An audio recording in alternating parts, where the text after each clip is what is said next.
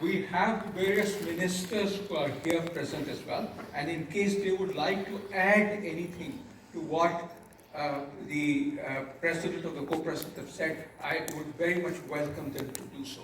Can I request Mr. Majid Ali from Maldives to and ask him if he would like to add anything? No. Okay. Minister? It would be great if you could introduce yourself. Thank you. My name is Philippe Tussauds. I'm the Minister for Public Works and Energy from Fiji.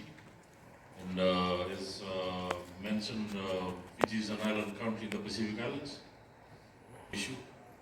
And would like to acknowledge International Solar Alliance. We this morning commissioned and launched 2 projects in 2 of our islands in terms of the health sector. And that has greatly assisted our peoples in terms of energy supply in those health centers and ensuring that services are provided. Not only that, but we also work closely with International Solar Alliance on schools, homes, and moving forward on the regulatory aspects, which we are very pleased in terms of our discussions today and the last few days in developing and moving that forward in terms of the matching what we already have in terms of regulations and what needs to be done to incorporate renewable energy. Thank you.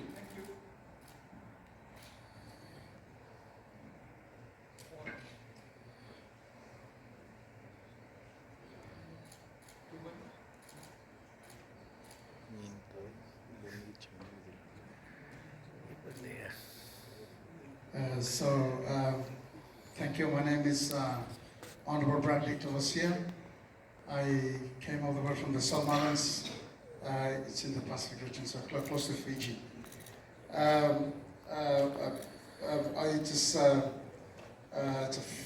think I've attended this and maybe the first time, so I want to thank the initial idea of the people of India and France for taking this lead.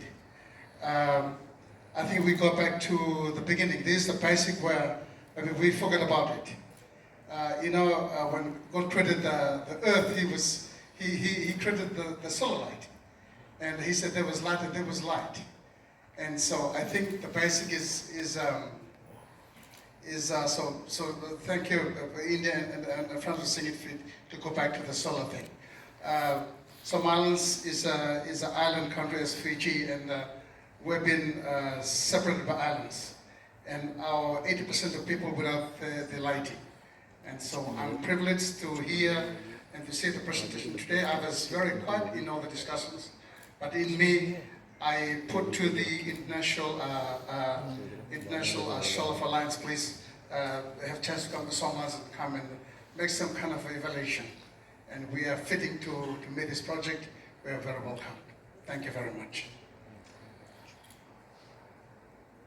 Thank you very much. I want to acknowledge and very much commend the leadership of ISA for this very important forum, and also it's not just a forum but very interactive and beneficial to most of us. My name is Edgar Moyo, and I'm the Energy and Power Development Minister from Zimbabwe. In our energy mix in Zimbabwe, solar contributes the lowest, and therefore that presents an opportunity for investment in that field. Coupled with our power supply and demand deficit, that presents any investor who so wishes to come and invest in the country.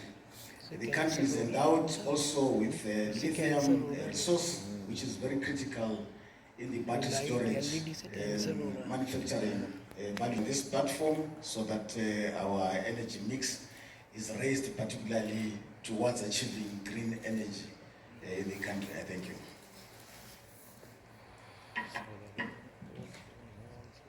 Once again, thank you very much. My name is Ibrahim Matola, Minister of Energy from Malawi.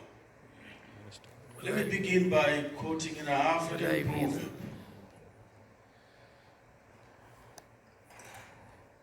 Which says, a journey of 1,000 miles begins begins with a single step. This is the 6th Solar Alliance Conference, and indeed, we'll be moving forward. Why? Because solar has got no boundaries. When you look at other sources of energy supply chain, there are a lot of disruptions, sanctions, you name it.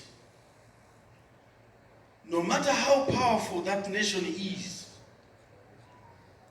will never block the other state not to see the sun. So the sun will rise and the sun will set. And this is the only natural resources given by God. Whether we go into the Bible or the Quran, Allah subhanahu wa ta'ala is saying in the Holy Quran, قُلْ أَرَأَيْتُمْ إِنْ جَعَلَ اللَّهُ عَلَيْكُمْ نَهَارَ سَرْمَدًا مَنْ إِلَهٌ غَيْرُ اللَّهِ يَأْتِيكُمْ بِلَيْلٍ تَسْكُنُونَ فِيهِ أَفَلَا تَشْكُرُونَ. It is only the Almighty God who controls the rise and the sunset. So there is no any powerful nation can block the other nation not to see the sun. And most of our countries are having the most radiant and they receive this sunlight, yet we don't utilize it. Indeed, let me echo the president of the Solar Alliance, International Solar Alliance, and the Director General and other speakers who have spoken before me, that energy is the gateway to the economy. And the energy, especially solar, when you look at the health sector, they receive a lot of funding, including the vaccines. But we end up disposing those vaccines because we don't have refrigerators in the rural areas. At the end, we do the campaign in order to vaccinate or to please the donors and have the vaccine campaign. Yet we are deforming our citizens. Education, we are talking about smart agriculture.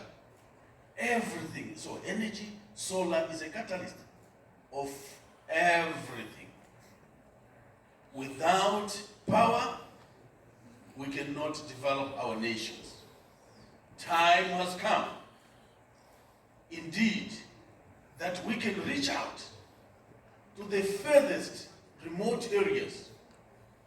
And even on the labor issues, the migration of people from rural area into urban cities because of forced transfer in order to have electricity.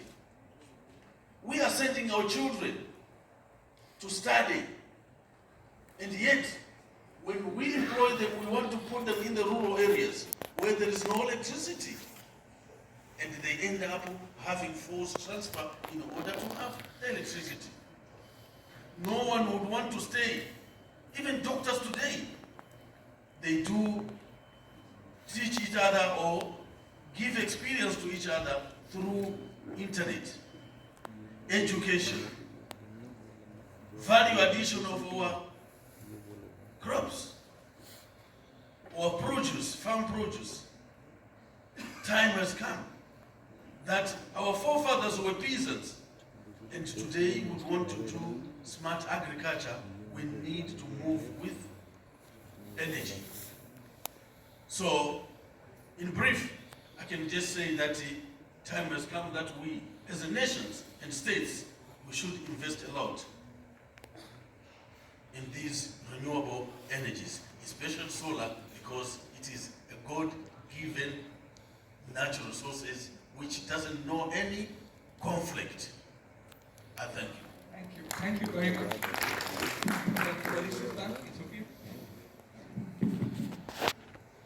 Mr. Chairperson, President of the Assembly, ladies and gentlemen, good afternoon.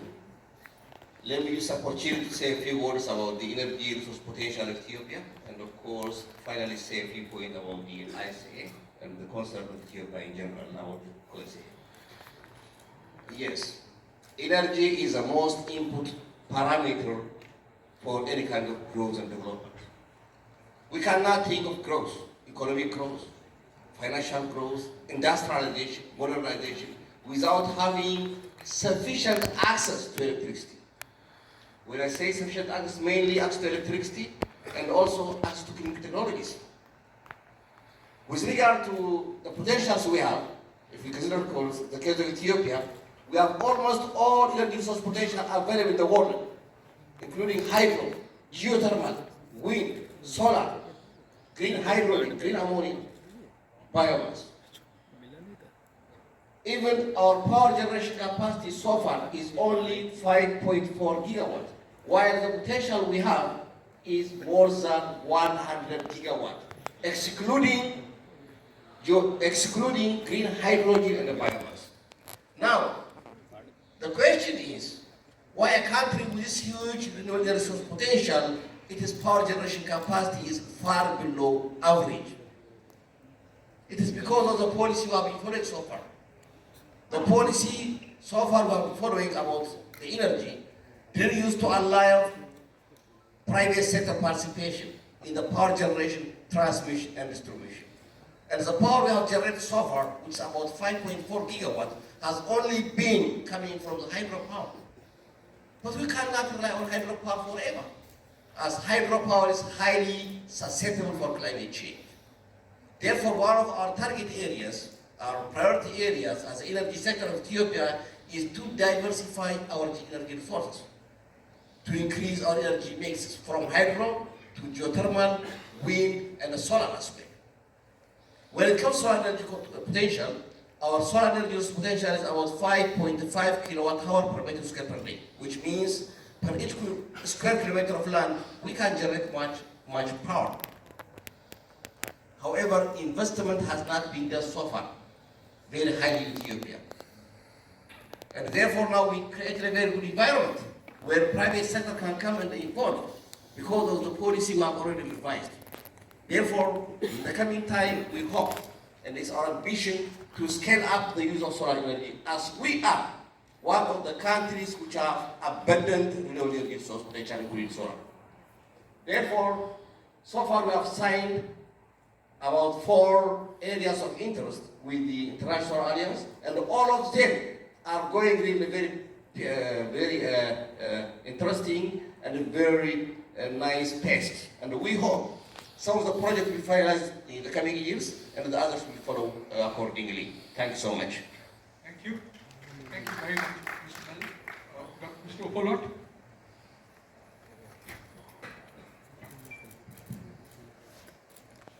First of all, it's my name, Minister of State for Energy in Uganda government.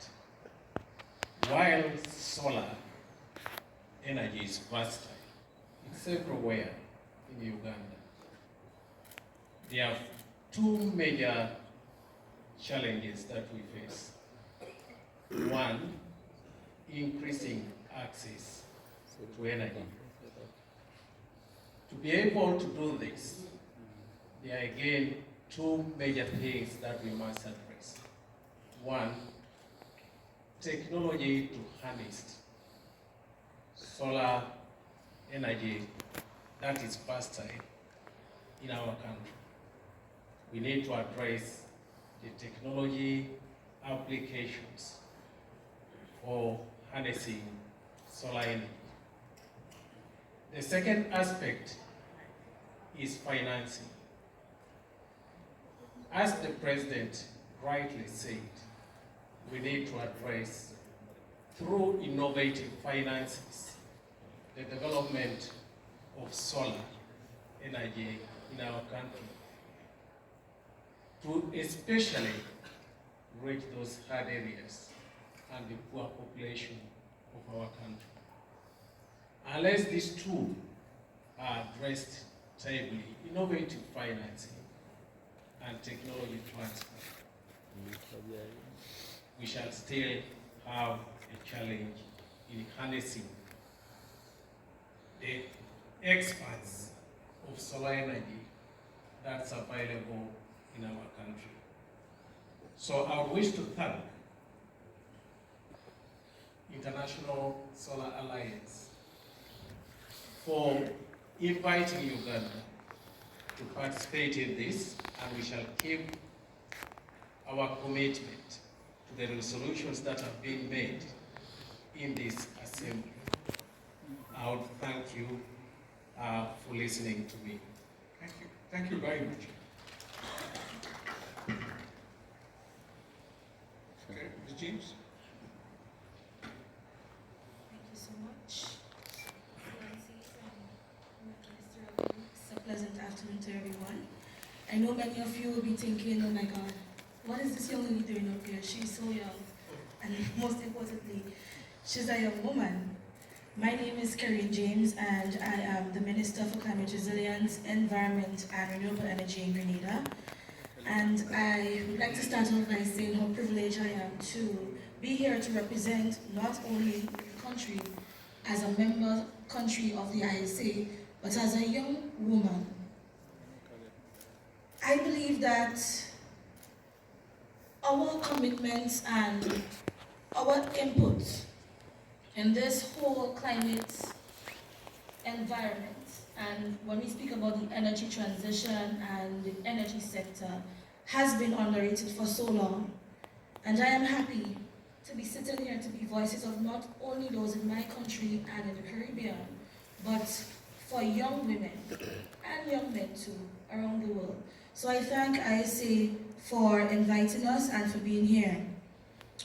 As a small island developing state in the Caribbean, Grenada recognizes the urgency and the need for us to transition to a more sustainable and climate resilient future. And our participation here in this assembly speaks volumes to that. Now, we are a tri-island state in the Eastern Caribbean. We comprise of mainland Grenada and Carriacou and Petite Martinique. We have a population of 124,000 and a peak electricity demand of 33 megawatts. So we are very small. For us, we want to prioritize a just energy transition in our country. We want to ensure that when we speak of that transition, we take into consideration the softer side of it. I've been going to so many meetings, attending conferences around the world, and to be quite honest, I've not really heard us. How do we as small island developing states make our mark, express our voices in these forums to ensure that when we accomplish our ambitious targets for the just energy transition, that we do not exacerbate inequalities that already exist in our countries. So for me, I would like to congratulate ISA for the tremendous job that they have been doing all around the world. I believe we have a great opportunity in the Caribbean to look into solar as one of the forms of renewable energy that can make us reach our target at a faster time. We have an ambitious target of making Grenada 100% renewable by 2030. Quite ambitious, but I believe that with the right and perfect energy mix, we can accomplish that. So I am happy to be here. I've already heard things that I know I will take back to my country, and they will be proud of ISA for doing thus far this morning. And I am anticipating what this agenda item today and for the rest of the week will do for us as small island developing states. We currently have a project ongoing in our country, one of our mainland islands, where we have a solar PV project. The total capacity of that project, once successfully implemented, would be 600 kilowatts. We want to expand the capacity of that plans for Carriacou PT Martinique to make them 100% renewable in its first instance as a pilot project to see if we can replicate that in other constituencies in the country. So we have a great amount of agenda items awaiting us, and I believe that with our collective and collaborative efforts, that we speak what we need to speak here today and for the rest of the week. But when we go back into our respective countries, it is key for us to implement what we commit to here.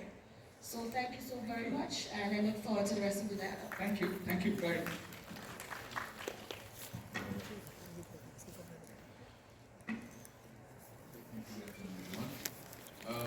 It's my first visit to India and also my first time writing an ISA meeting.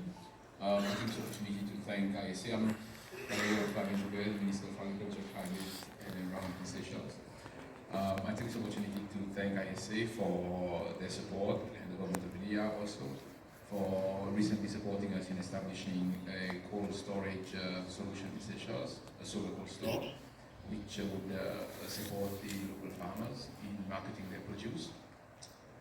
For Seychelles, solar represents the most promising source of renewable energy, given our geographic conditions, especially the fact that we are on the equator and wind is not always reliable, and we don't have any other significant renewable energy source. So for us, our energy transition would depend a lot on solar, and I think a lot has been done over the ISA. We look forward to working with the organization and also partners within this network to actually come up with utility scale projects, but also other projects for the domestic and also the commercial sectors that will help them in cutting down their emission and their energy use. So for us, it is a pleasure, for me it is a pleasure to be here, and I really appreciate the work that's been done by SA, and I hope that we continue on those lines with those practical and really meaningful projects that can change things at the local level for all different countries involved. So thank you once again. Thank you, Mr. Kwedi. Well, thank you all very, very much. Nikhil,